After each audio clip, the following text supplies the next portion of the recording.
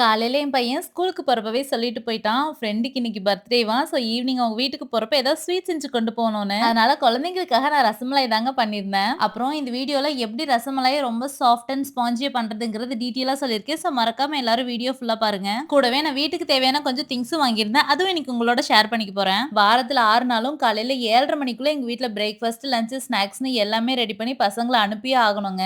அதுக்கு எல்லா பொருளும் ஆர்கனைஸ்டா இருந்தா எனக்கு கொஞ்சம் ஒர்க் ஈஸியா இருக்குன்றதுக்காக இந்த க்ரூவ்ட் ஏர்டைட் 7 செட் கண்டெய்னர் ஒன்னு வாங்கியிருந்தாங்க. இதுல மொத்தம் 5 டிஃபரெண்ட் சைஸஸ்ல வந்திருந்ததுங்க. இது டிரான்ஸ்பரண்டா இருக்கிறதால உள்ள என்ன இருக்குன்றதையும் நம்ம ஈஸியா ஃபைண்ட் பண்ணிக்கலாம். இது க்ரூவ்டு பேஸ்டா இருக்கிறதால ரொம்ப நேரம் ஃபுட் எல்லாம் ஃப்ரெஷ்ஷா வச்சுக்கும்.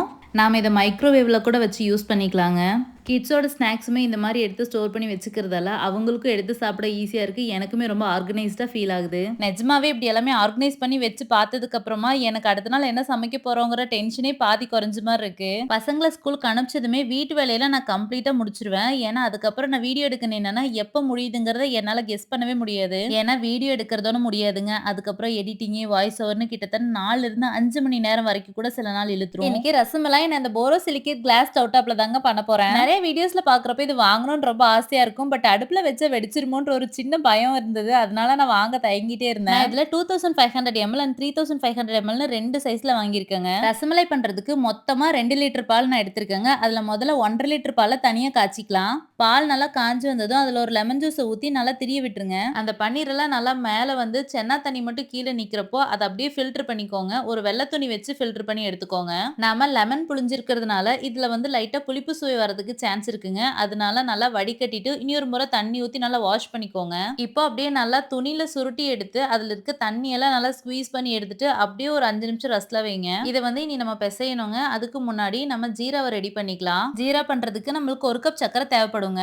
இந்த வுடன் ரேக்கும் ஸ்டோரேஜ் கண்டெய்னர்ஸும் கூட இப்ப இந்த கிளாஸ் ஸ்டவ் டாப் வாங்கினப்ப வாங்கினது தாங்க. 1100 ml பிடிக்கிற மாதிரி 4 ஜார் வாங்கியிருந்தாங்க. முக்கியமா நமக்கு அடிக்கடி தேவைப்படக்கூடிய இந்த உப்பு, சக்கரை, டீ தூள் இதெல்லாம் இதுல நான் ஸ்டோர் பண்ணிட்டேன். ஏர்டைட் கண்டெய்னரா இருக்கிறதுனால இதுல சீக்கிரமா பூச்சிகளும் அண்டாது, ரொம்ப ஃப்ரெஷ்ஷாவும் வச்சுக்கும். 1 கப் சக்கரைக்கு 1.5 கப் தண்ணி ஊத்துறதாங்க மெஷர்மெண்ட். 1 கப் சக்கரைங்கிறது அப்ராக்சிமேட்டா பாத்தீங்கன்னா ஒரு 500 ml வரும். சக்கரை நல்லா கரைஞ்சு கொதிச்சு வந்தாலே போதுங்க. ரசமலை பொறுத்த வரைக்கும் கம்பி பதமெல்லாம் எதுவுமே கிடையாது. இது நல்லா கொதிச்சு வரட்டுங்க. அதுக்குள்ள நம்ம வடிகட்டி வச்சிருந்த சென்னாவை நல்லா பிசைஞ்சு எடுத்துக்கலாம். சென்னா கொஞ்சம் சூடா ஈரப்பதம் இருக்கிறப்பவே பிசைய ஆரம்பிச்சுக்கலாங்க. அப்பதான் நல்லா சாஃப்டா வரும். இந்த சர்விங் பிளாக் பவுலும் இப்ப ரீசெண்டா வாங்கினதாங்க. ஃபுட் சர்வ் பண்றதுக்கும் இந்த மாதிரி பிசையறதுக்கெல்லாம் ரொம்பவே காம்பாக்டா இருக்கு.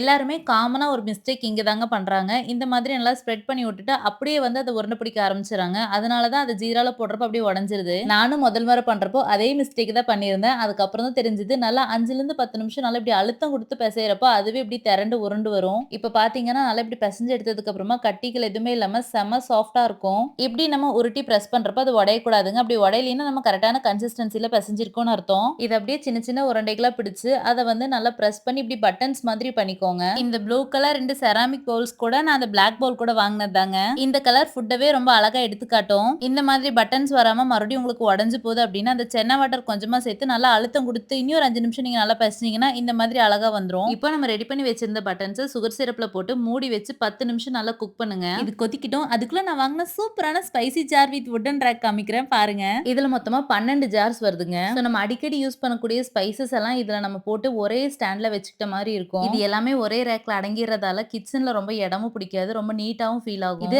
ஏர்டைட் கண்டெய்னர்ஸா இருக்கிறதால மசாலாஸ் எல்லாம் போட்டு வச்சா நல்லா ஃப்ரெஷ்ஷாவும் இருக்கும். ஆயில் கண்டெய்னர்ஸ் ரெண்டுமே 550 ml வருதுங்க. அப்புறம் முக்கியமா இந்த மூடி வந்து பாத்தீங்கன்னா ரொம்பவே சின்ன ஹோல்ஸ்ல தான் கொடுத்துருக்காங்க. ஸோ நிறைய ஆயில் ஊத்திருமோன்ற பயமே இல்லாம நம்ம யூஸ் பண்ணலாம். அடுத்தது ஸ்பைஸ் ஜார் வந்து பாத்தீங்கன்னா மொத்தம் 4 ஜார்ஸ் வருது. 4மே 420 ml கொடுத்துருக்காங்க. ஸோ நம்ம அடிக்கடி யூஸ் பண்ணக்கூடிய மஞ்சத்தூள், மிளகாய்த்தூள், மல்லித்தூள், சாம்பார் தூள் நான் அதுல போட்டு வச்சிட்டேன். அப்புறம் குட்டி குட்டி கிளாஸ் ஜார்ஸ் எல்லாமே 100 mlங்க. இதுல கடுகு, சீரகம், சோம்பு இந்த மாதிரி நம்ம அடிக்கடி யூஸ் பண்ணக்கூடிய பொருட்கள்லாம் நான் ஃபில் பண்ணிட்டேன். இது வைக்கிறதுக்கு எடுக்கிறது கூட செம கம்ஃபர்டபுளா இருந்தது. இது நல்லா குக் ஆயிடுச்சுங்கிறது எப்படி தெரிஞ்சுக்கலாம்னா ஓபன் பண்ணி பாத்தீங்கன்னா இது அப்படியே சைஸி டபுளா இருக்கும். இது அப்படியே ஃபில்டர்ல எடுத்து ஐஸ் வாட்டர்ல போட்டு எடுத்துருங்க.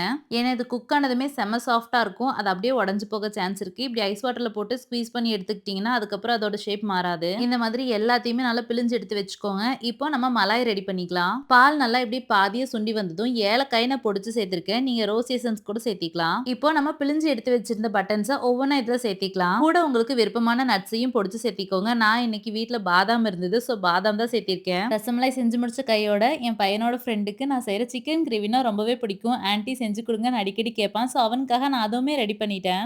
அப்புறம் 3000 ml கெப்பாசிட்டில ஒரு கேசரோல் வாங்கியிருந்தாங்க. Double walled insulation with PUF லேயர்ல 202 கிரேட் ஸ்டெயின்லெஸ் ஸ்டீல்ல வருது. இது நல்லா சூடும் தாங்குதுங்க. ரொம்ப சேஃபா சர்வ் பண்றதுக்கும் ஹெல்ப்ஃபுல்லா இருக்கு. சப்பாத்தி, ரொட்டி, சாதம், கறின்னு எல்லாத்தையுமே ரொம்ப நேரத்துக்கு ஹாட்டா வச்சுக்கிறதுக்கு இது ஒரு பெஸ்ட் சாய்ஸா இருந்தது. நான் இன்னைக்கு உங்களுக்கு வீடியோல காமிச்ச எல்லா பொருளுமே நான் நெஸ்டேஷியல தாங்க ஆர்டர் பண்ணி வாங்கியிருந்தேன். இந்த ப்ராடக்ட்ஸோட லிங்க் எல்லாமே நான் டிஸ்கிரிப்ஷன்ல கொடுத்துருக்கேன். தேவைப்படுறவங்க செக் பண்ணி பாருங்க.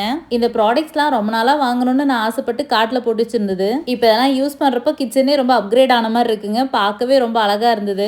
அப்புறம் இன்னைக்கு நம்ம ட்ரை பண்ணி இந்த ரசமலாயை கண்டிப்பா நீங்களும் செஞ்சு பாருங்க. அந்த சென்னாவை பிசைற இடத்துல மட்டும் ரொம்ப சாஃப்டா பிசைஞ்சு எடுத்துக்கிட்டீங்கன்னா போதுங்க, அவுட்புட் அட்டகாசமா வரும். ஸோ இந்த மாதிரி நிறைய இன்ட்ரெஸ்டிங் ரெசிபிஸை ஒன் பை ஒன்னா டீட்டெயிலா பார்க்கலாம். ஸோ மறக்காம என்னோட சேனலை சப்ஸ்கிரைப் பண்ணி வச்சுக்கோங்க. அப்பதான் நான் போடுற வீடியோஸ் உடனே உங்களை வந்து சேரும்.